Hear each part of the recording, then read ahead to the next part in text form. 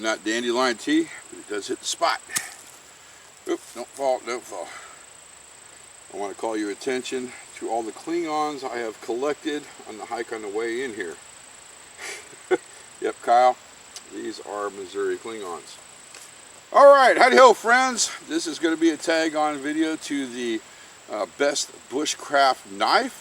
If you haven't seen that video, please stop this one now, head over there and check it out, and come right back. Alright, for those of you that stuck around, you have seen the video.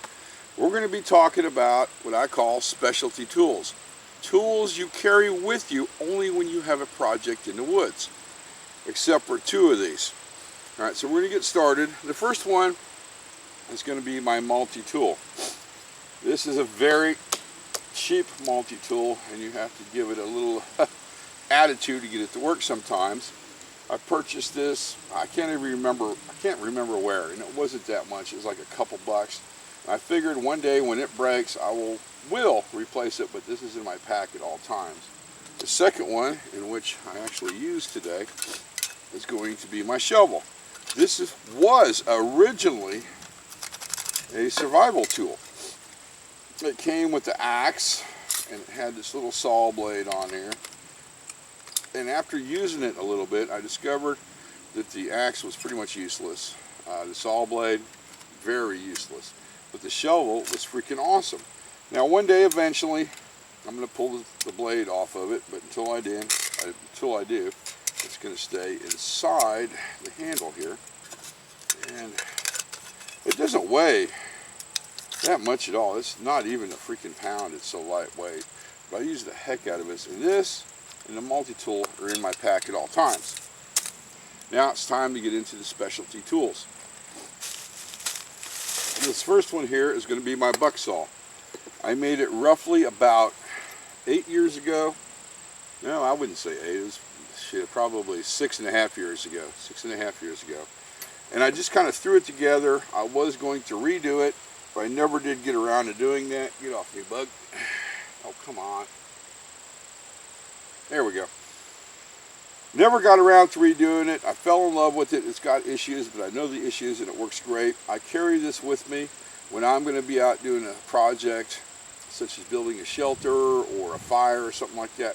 Because every once in a while, you've got to decide, is it going to be easier to use the machete or the saw? And a lot of times the saw takes less energy than the machete would. Stay. This next item I built a couple years ago. It has a purpose. I have not got to use it yet. But this is what I call the precision buck saw. This is for precision cutting. Also, I want to call your attention that it does have a metal cutting blade on there. And I'm pretty sure Billy Joe and Mr. Cram know what I'm going to use it for one day. Alright, we're going to move over to our next items, which is going to be my machete collection. As you know, I love my machetes. This first one here was gifted to me. It's a Collins. It's made back in the Vietnam era. This one I use for serious bushwhacking. I used this one specifically when I was trying to make it to Sand Island. I had to bushwhack in 1 freaking mile through some extremely thick brush. As you know, though, I still have my where is it? Speaking of that, yep, there it is. I still have my my half a chance with me. I carry it pretty much all the time, unless I'm going to do a distance hike. Now, this next item was gifted to me too. I haven't really got a chance to put it through its paces, but I have a feeling I'm going to be doing that today. This too is made by Collins. This is a cane machete, and unfortunately it is not full tang, but I used it for a little bit this morning, and oh my god, this thing is freaking scary. So this is mainly going to be used for cutting down small saplings and thatching for the roof, and probably clearing the area out.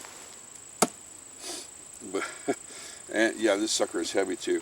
Fun fact, this Collins and this one too is a Collins. They're both Collinses, made in the Vietnam era, and this one is made, oh, I want to say a couple years ago, maybe. So that means they're both pretty decent machetes because this company's been around a long freaking time. Alright, so there's been a look at the specialty tools I use.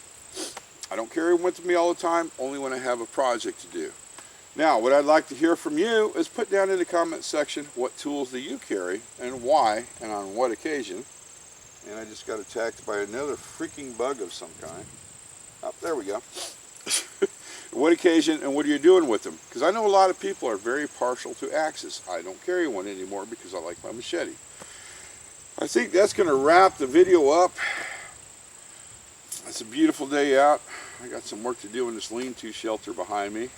It's actually been up for 1 year, and it's time for the little guy to come down. And I'm going to repurpose all the wood for another project that I wanted to do last year, and that was to build a teepee out of the wood I'm using.